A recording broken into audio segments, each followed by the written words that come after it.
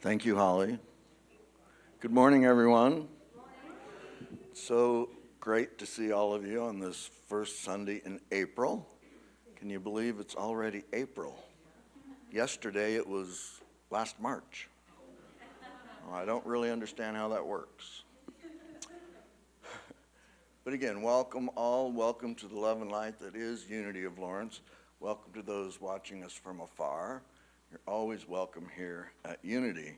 And as you know, in Unity, we begin everything with prayer. Let's take a centering breath and open to the divine in all of us and listen to this prayer. With full hearts and open minds, we gather today to accept the endless possibilities of peace on earth and peace in our hearts. We acknowledge the existence of pain and injustice in the world, but we also acknowledge limitless love and our limitless being. We welcome our divine inheritance as co-creators.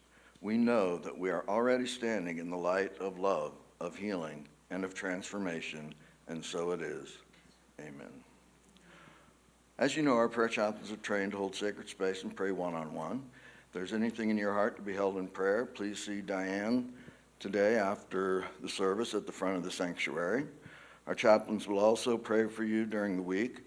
Just place a purple prayer request in the slip in the request slip in the wooden box outside the office. Remember, your prayers are confidential. Now it's time to stand as you're able and join us in singing "Open the Eyes of My Heart."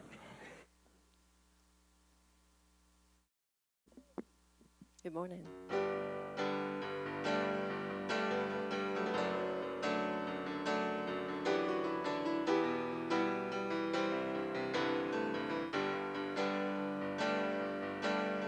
Open the eyes of my heart now.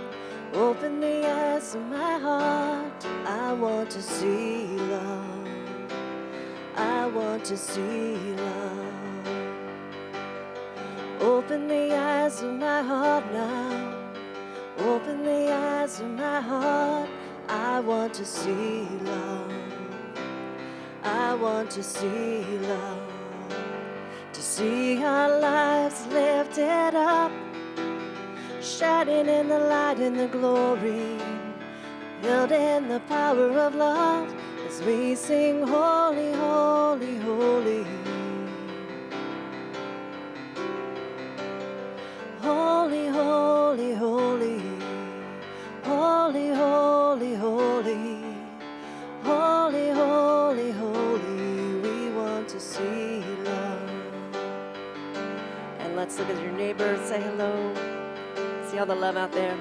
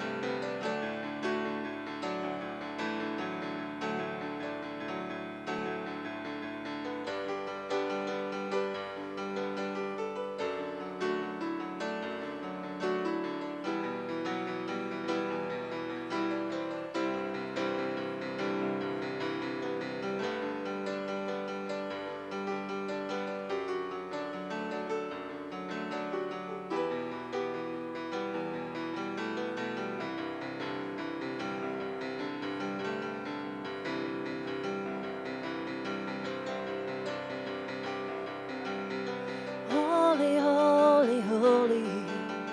Holy, holy, holy. Holy, holy, holy. We want to see love. Holy, holy, holy.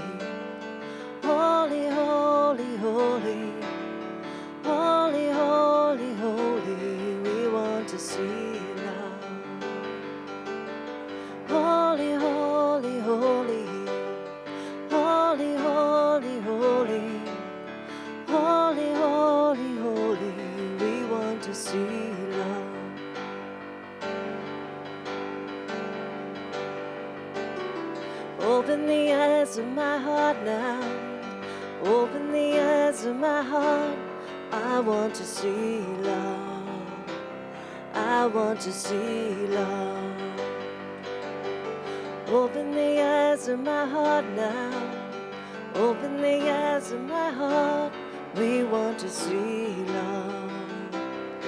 We want to see love.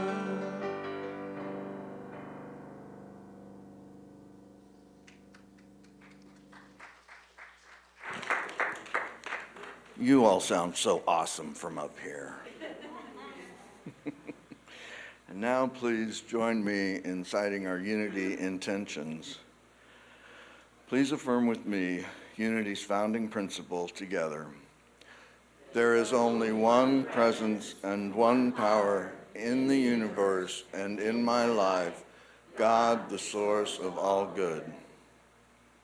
And now our Unity of Lawrence vision statement together.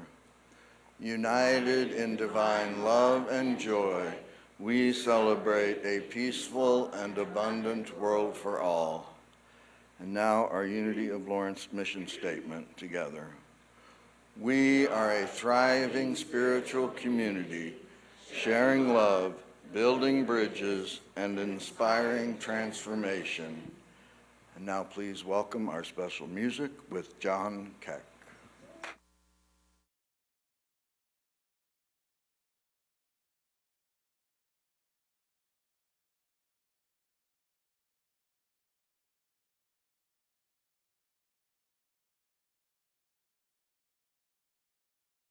Much for having me back.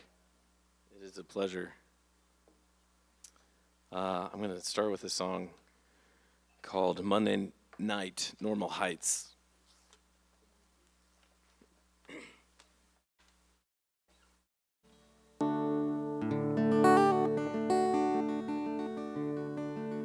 And if Holly feels moved to perform with me, it's in D. She's heard it once before when I was trying to do a sound check, and it sounded really good. She said, "Are you going to play that one?" I said, "I think so," but I was writing it on the way here, so I'm not.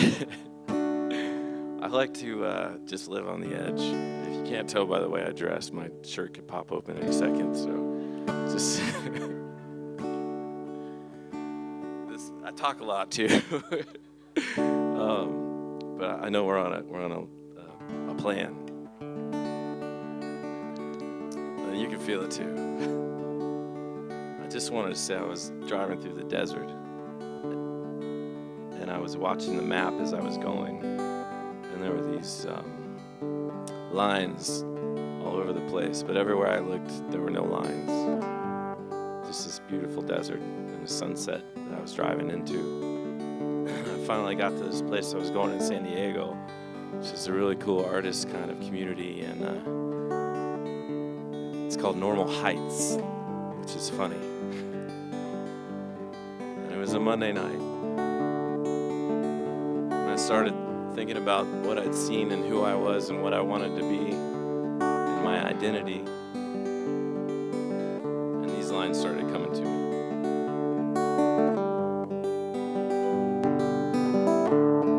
Conforming to formalities, I want you to buy into my diecast view of individuality, forming cannonballs of centuries to inevitably everything over and over again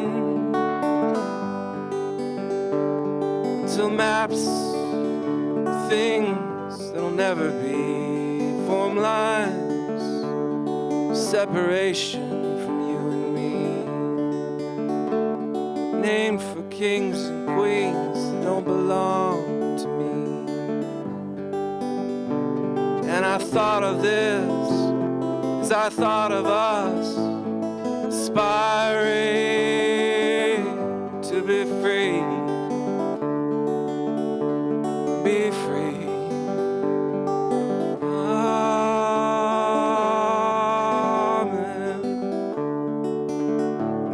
be free.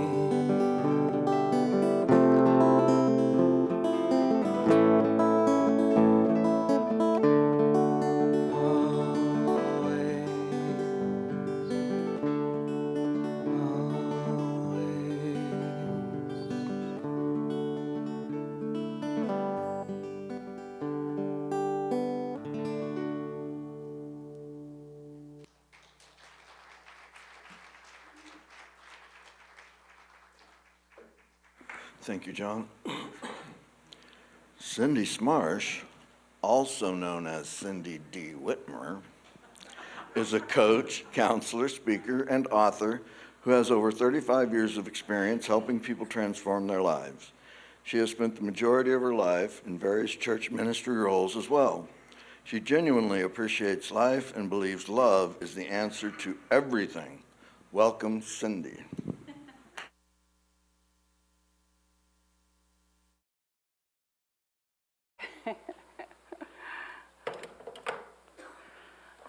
Well, good morning, everybody. It's good to see everybody here. It's good to know everybody who's out there. Glad you're with us as well. So, I had a good week. I don't know how your week was, but the highlight for me was Friday night. My husband took me to see Amy Grant in concert in Kansas City. And she's just one of my all-time favorites. And I got to counting yesterday, and I've been to 10 of her concerts in my lifetime. So, but you know what? I think this one was my favorite. But maybe every time I go, that one's my favorite. I don't know. But anyway, I hope you had something that really brightened your week this week.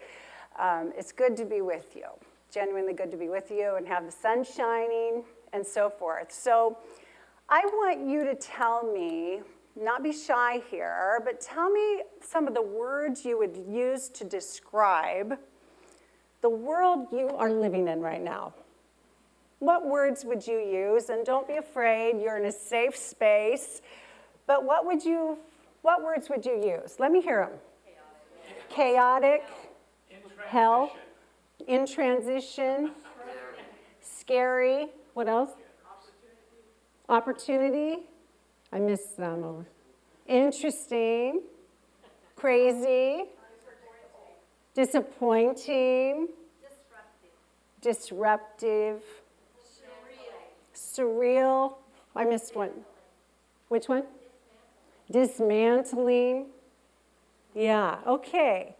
And when you think about those thoughts that you have about the world, what feelings bubble up? How are you feeling about it? Fear, anxious, sadness, hurt,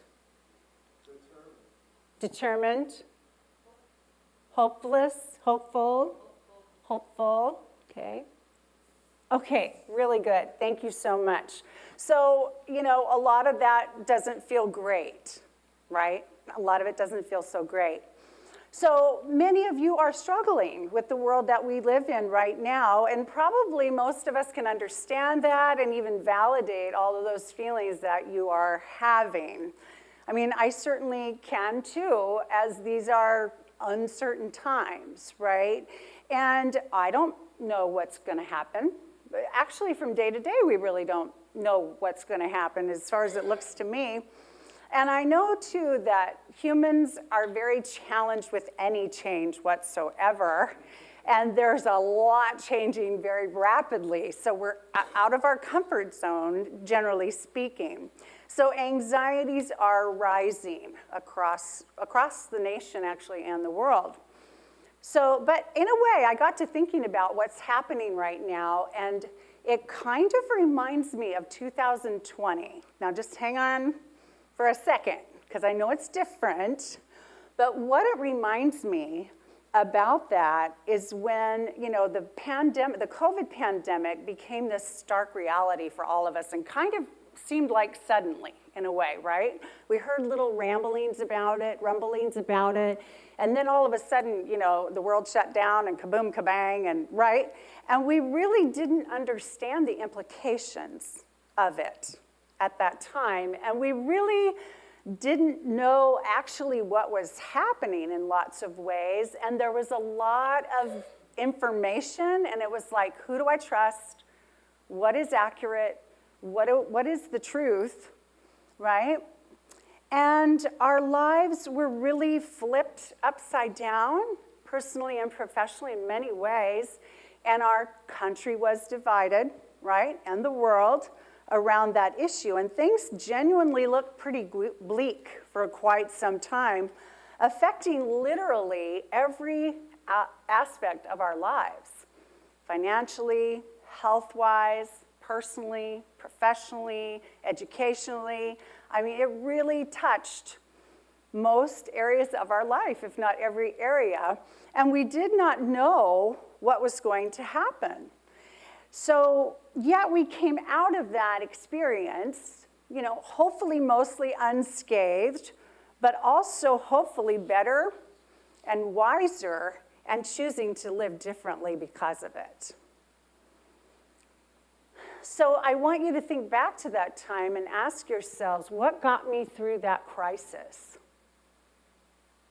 What got me through that crisis or any other season in your life that has felt like a crisis and somewhat out of your control even? Okay, think about that. Because I'm here to remind you and affirm for you that the wisdom of the unity movement is one of the greatest tools at your disposal to face this world you're living in right now. If you follow the principles and foundational teachings of this spiritual community, if you can fully embrace what you hear here, you will navigate this time in your life much more easily, much more peacefully, and with a greater belief in the good that's going on around you. And you will not be as shaken or thrown off kilter with every move you see happening on the chessboard of your life. So let's take a look at some of Unity's teachings. I want to start with spiritual economics. This is a book I read recently, who was written by Eric Butterworth, who lived between 1916 and 2003. And if you don't know who he is considered a legend and spiritual icon in the Unity movement. He was an author of 16 best-selling books on metaphysical spirituality, a gifted theologian, philosopher, and lecturer, and for over 50 years, a teacher of practical Christianity, and helped thousands of people help themselves to a more prosperous, abundant life by the study and applications of the truth with a capital T, as Unity calls it. So here are some direct quotes from that work of his. To know God as my supply is a rich mentality. Okay, think about that. Please think about these carefully. Number 2, security is found by identifying yourself as a channel for the flow of infinite mind. I am, therefore you are, an individualized expression of the universal flow.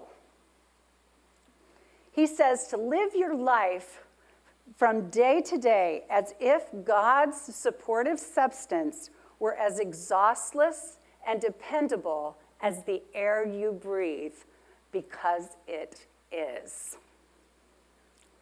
Then there was Dr. Emily Cady, who lived from 1848 to 1941, who was another legend in the Unity movement, who first aligned with the founders, Charles and Myrtle Fillmore, when she realized as a doctor, a physical doctor, that her patients were actually, she felt the patients were actually healed more by God than by herself. And she started writing about this, and they had her write many articles for Unity, and they were wildly popular. And eventually, a book was put together called Lessons in Truth by her, and here are some things she said. There is but one mind in the universe. Our ways of thinking make our happiness or our unhappiness, our success or our non-success. God is always trying to pour himself through us into visibility so as to make us fuller, freer individuals. Nothing can hinder God's help except our own lack of understanding. Now, unity also has 12 powers, which we cannot go through all of those today, and they also have 5 principles. The one principle I'd like to highlight this morning is principle 5, and it says, knowing and understanding the laws of life, also called truth, are not enough. A person must also live the truth that he or she knows. So I could reference unity authors, ministers, powers, principles all morning long, or we could study these all our life long.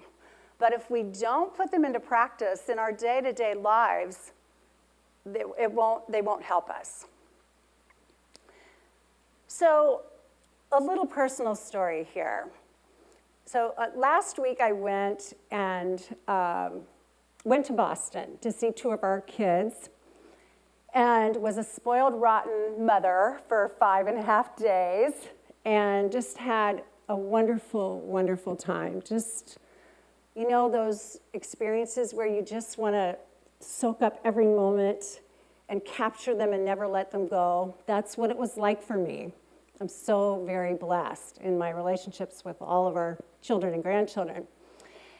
But when I left, I sulked, right? I got to the airport and I, was, poor me, I'm sad. I'm leaving my kids again. It's one of my great frustrations in life, right? Is all these kids that live all over the map. I mean, you raise them to be independent and self-sufficient, and then they get independent and self-sufficient, and oh my. Anyway. Anyway, I was feeling sorry for myself in the airport and had some tears and everything, and feeling blessed at the same time, but having some tears. And my husband had asked me to call when I got to the airport, and he knew, so he would know I was at my gate and the flight was on time and all that blah, blah, blah. So I called him and I cried on the phone. I said, oh, it just never gets easier saying goodbye to the kids and blah, blah, and well, anyway, he's a soccer referee, my husband, and spring is a very busy soccer season for him to referee. And he had taken some soccer matches that night when I was going to arrive home. And he also happened to take some the night before I left, too, and was gone the whole evening the night before I left. And so here I am in the airport, really sad I'm leaving the kids.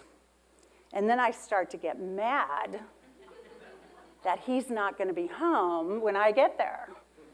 And then I got mad. This is just in my heart. I didn't say it, but then I got mad that he wasn't there the night before I left. And then I got mad that he was going to be gone the next night, too. And then the next night I had a unity board meeting, so I was going to be gone. And then the next night he was doing, and I just started to get mad, right? And I thought, well, I'm going to let him have it. Because he needs some, you can just imagine what was rolling in this head of mine, right? Right. But then I realized something. I thought, no. You're not mad. This is our routine. We've been together 8 years. This is what happens every spring and fall, especially, are busy for him. And I don't need him to be home when I walk through the door. I need to unpack. I need to unwind. I need to get ready for the next, I have all kinds of things, right? I knew I was upset that I was leaving the kids. And then I was looking for something else to direct my pain to. And of course, the spouse is always an easy target, right? Or whoever we live with, or whoever we love the most, or whatever. So why am I telling you this story? I guess I'll say I was able to reel it in when I realized what was really upsetting, and I shifted my thinking to feeling gratitude for having been with the kids for the week, and a safe airplane flight, and a home to come home to that I am always happy to come home to, and all of those things. So I shifted into gratitude, and it was all good. It was all good. one of the blessings of missing your kids so much is you know that it's all love, that you do. So again, switch the thinking. Now, why am I telling you this? I'm telling you this because it may seem odd to make a connection between what's going on in the world today and Cindy's behavior on a Monday in life, but it's very connected in my mind. Because if I'm approaching anything in my little life, in my little corner of the world, with rage, with disappointment, with despair, with anything at all, then I'm sending that out, right? What if I had gotten mad at Ed, and then he was upset that I was upset, and then he got upset the next day at all his coworkers, and then his coworkers all went home, and I mean, this is what happens, right? This is how it goes. When they say peace on earth begins at home, they're not kidding. It starts right here, okay? So instead, when we can switch over and get over ourselves in those moments, like I was able to do, thank goodness, then we're open arms, we're love, we're joy. And then that's the ripple effect we give out. So let's go back. I want you to return to everything that's bothering you right now in the world and think about those words you used to describe it, whether you said them out loud or you thought them quietly within yourself, and those feelings that surfaced for you, whether you shared them out loud or not. And ask yourself, what if you accepted God, or whatever your word for that is, as your universal supply? What if you accepted that as your universal supply? How would that be different? What if you stepped into your identity as an expression of the universal flow? Now, I don't know about your universal flow, but my universal flow would not be petty or angry about a soccer schedule, right? Right. What if you believed God was pouring more of himself into you with every breath you took? Every breath. Wow. Wouldn't that be something? That's like filling the tank every breath, every single breath. What if you lived the truth that you know about God, about love, that all is good, everywhere present? What would the world look like to you then? Well, I brought some headlines along with me from this last week, and I want you to look at these with me. Avery, you ready to put those up? So we're going to look at these one at a time. These are all headlines from the last week. UNICEF-led volunteer effort has prevented Afghanistan's health system from collapsing, ensuring care for millions. Yay. Rainforest oil exploration stopped as court rules uncontacted tribes have a right to remain in isolation.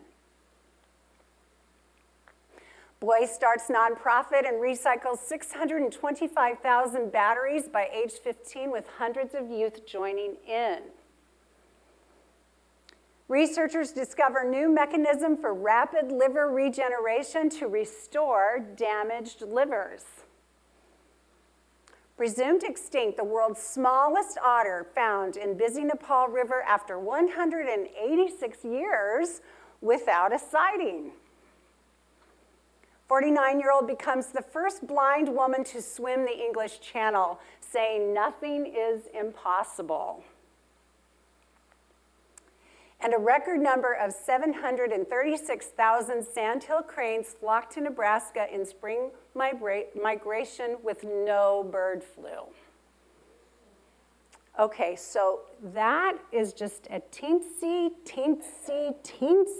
tiny example of the headlines like that I could have brought you here this morning. That was a few days worth, and there were hundreds more. But you don't know these things, do you? Those aren't the ones you're looking at. Those aren't the ones you're seeing. Those aren't the ones you're hearing when you turn on your television set. But that is what's going on in the world. These are the kinds of things happening in the world we live in today. So we simply need to open our eyes to it, our spiritual eyes. And remember that what we focus on expands. So whatever kind of world you want to live in and expand, keep honing in on that, because that's what will grow for you, definitely. So A Course in Miracles teaches us that the atonement is the undoing of the world of fear and a return to love. And it says heaven has been here all the time. We just aren't seeing it. So today is the 5th Sunday of Lent, and if you've been following the Lenten season, the story of Jesus at all, we're at the point now where Jesus is coming out of the Garden of Gethsemane, and he has decided to accept the reality of his circumstances. Okay, he's told the disciples it's time to go, and so he can get arrested and take whatever punishment comes his way. So in other words, he headed right into that experience with wide open eyes. And the disciples didn't like what was happening. They wanted to resist it. They wanted to fight it. And he said, no, no. So even though we imagine Jesus did not like the suffering he knew was coming, he knew he was fulfilling a great call. What we can learn from Jesus is life is not always easy. And we do not always want the circumstances that we find ourselves in, for sure. But we can approach anything with our divine self, with our spiritual eyes. And then when we do, we change the world. A writer, Ross Gallagher, says, if you feel like you don't fit into the world you inherited, it is because you were born to help create a new one. In Unity, we take the opportunity of Lent to release and let go of anything that no longer serves us. So I challenge you to let go of your fears, your doubts, your anger, your hopelessness, your complaining, your blaming, your anxieties, the rage you may feel, the anger you may feel, and the lack of faith you feel in the world that you currently live in. And step instead into the world of love, of joy, of peace, and hope that is right in front of you if you just open your eyes to us. A book about the Course of Miracles called Of Course in Miracles by author Alan Cohen has some affirmations in it, and I want us to read these together. So I hope you can see them, but let's start over here, and please read them with me. Let's read them slowly. Let's kind of take them in, okay? I am grateful for everyone and everything that helps me grow spiritually. Okay, second one. I choose the highest view of all of my experiences. And the last one, as I practice right thinking, all of life works in my favor. Thank you. Take it in. Take it in. So Mother Teresa is one of my all-time favorites. I'm a big, big fan of her.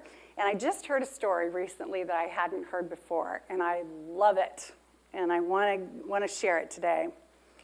So at one point, her 4'11" self was invited to talk to a large group of corporate millionaires, okay? She was with this group. She gave her talk, and one of the gentlemen walked up to her at the end and had a big old check in his hand and handed it to her and said, "We have a gift for you, Mother Teresa," and handed her a check for $100,000. She quietly took the check and ripped it into shreds in front of him. She was not loud about it. She was not rude or afraid. She simply asked him not to insult her, but rather for each one of them to individually get out their checkbooks and write her a check. She recognized a greater divinity in them than they could even see in themselves, and because of it, walked away with millions of dollars for her ministry instead. So I want you to ask your higher power, whatever that means to you, right now, what would you have me do? What would you have me do in this world I'm living in right now? I want you to ask that question deep inside yourself. Go deep. And then whatever you hear as your answer, do it. And I promise you, you and everybody else will be blessed.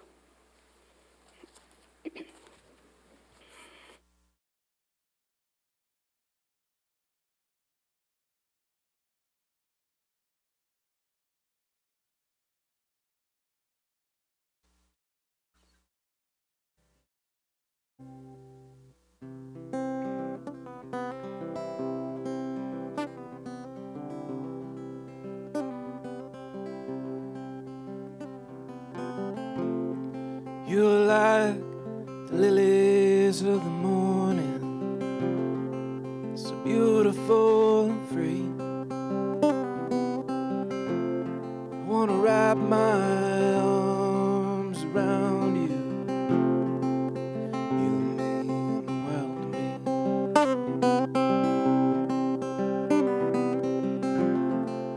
Think of you always. Think of you all days.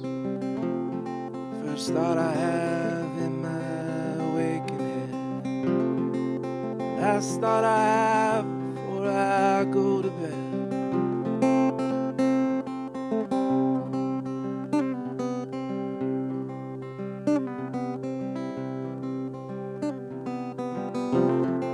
You are my wildflowers in the sun. I'm so glad you've come along. So glad you're here. This is your song.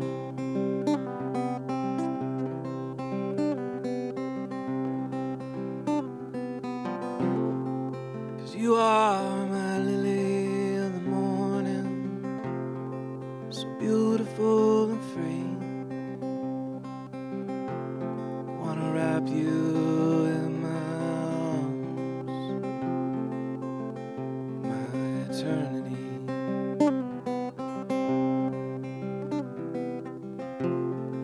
Wrap you in my arms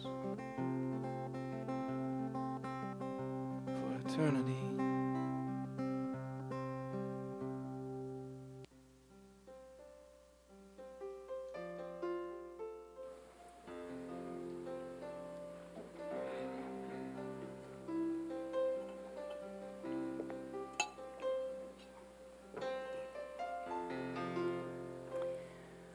Okay, I'd like to invite you to get really comfortable, whatever that means for you. If it means softening your gaze or closing your eyes, just please be very comfortable and enjoy the music. And I'm going to turn to yet another unity source and share with you one of the prayers from the heart of silent unity.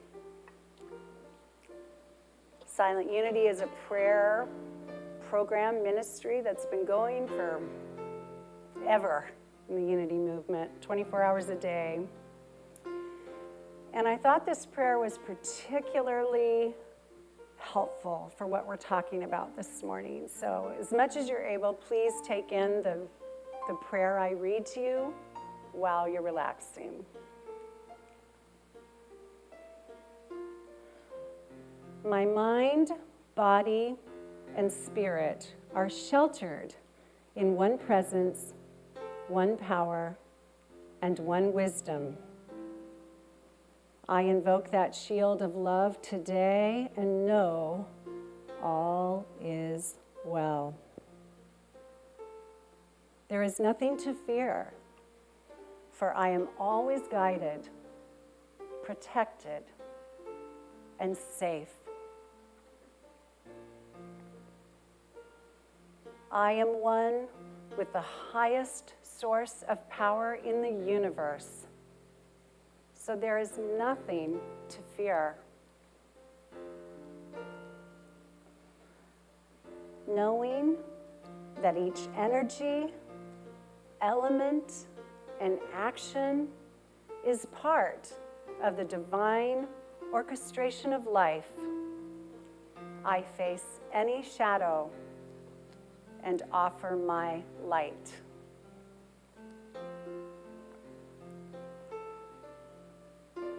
I turn away from fearful external appearances and bring my full awareness to the power and presence of God in me. Divinely inspired thoughts, words, and actions focus me on God's love, and I can affirm, I am safe.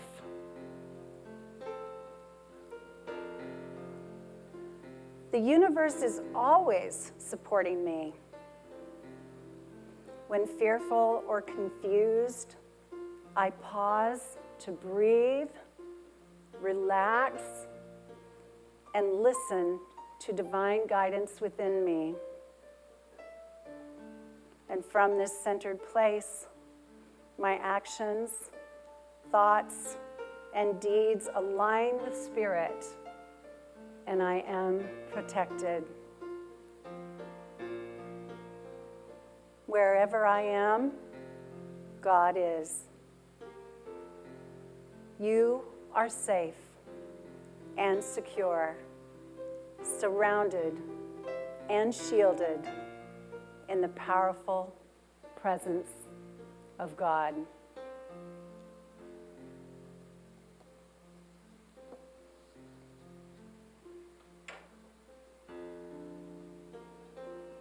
So take it in.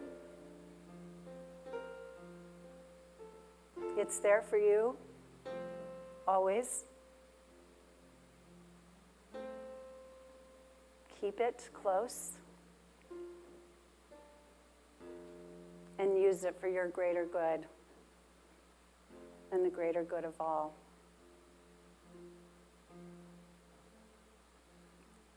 And so it is.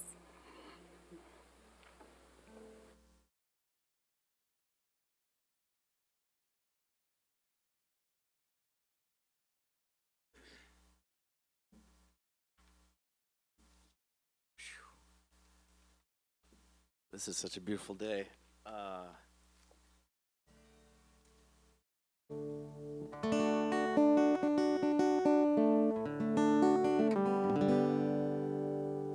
was telling Holly I was trying to decide between the last song, a couple of different songs that I've written, and I think, is it all right to rile them up a little bit?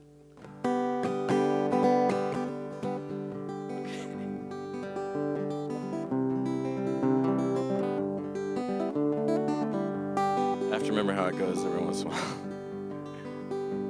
This is a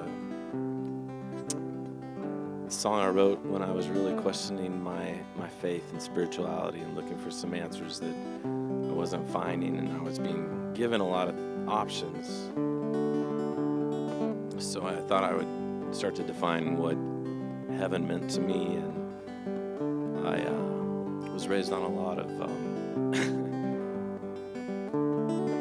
a lot of sarcastic humor. My mom's a big fan of Mark Twain, so if there's anything in this that gets you riled up in a wrong way, just let me know. We can talk about it. It's meant to be a little tongue-in-cheek. And that wasn't enough, so I went out and found more and used a little bit of poetry that was written in Kansas quite a long time ago. If you hold your head up high and you kiss the sky, will you go to heaven when you die? Well, if you do, hold the gate. I'm planning on being late. Keep a light on for me. 'Cause I'd rather be a blade of grass underneath the shade tree or a single speck of sand in the wind. Drop of rain on your window pane as you look out at one last time for me again.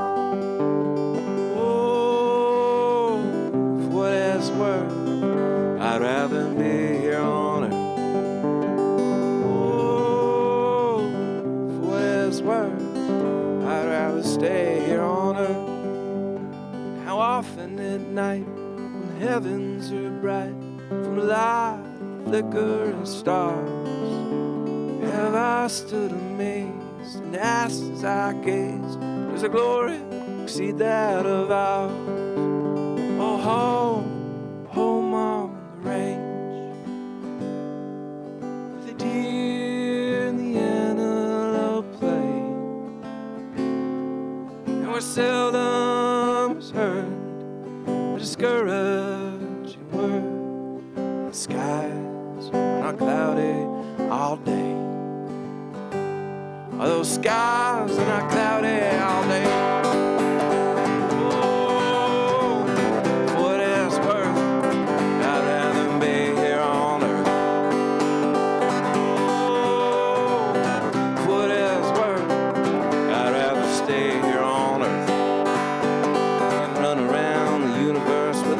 Wings and the devil's mind, that feels like a waste of my time.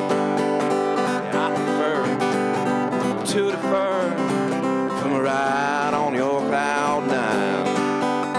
When the reckoning comes beckoning, I'd like to be the last in line. Oh, for what it's worth, I'd rather be here on earth.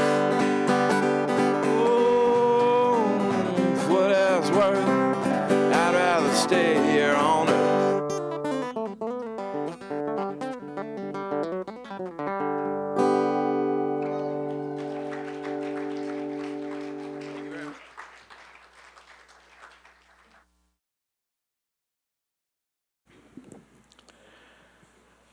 Thank you, John. As our ushers come forward for our time of thanks, I invite you to join me as we hold our gifts to this community in our hands and love in our hearts. Let's affirm together. Divine love, through me, blesses and multiplies all that I have, all that I give, and all that I receive, and so it is. Amen. As the love offering is collected, let's join Holly in singing, Open My Eyes, Spirit Divine.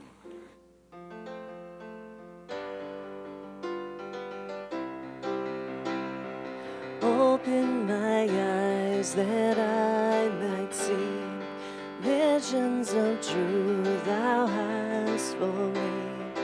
Open my eyes, illumine me, Spirit divine. Open my heart so I receive as I'm creating what life needs. Eyes, mind, and heart embrace all three. Spirit divine, open my eyes that I may see visions of truth thou hast for me. Open my eyes, illumine me, Spirit divine.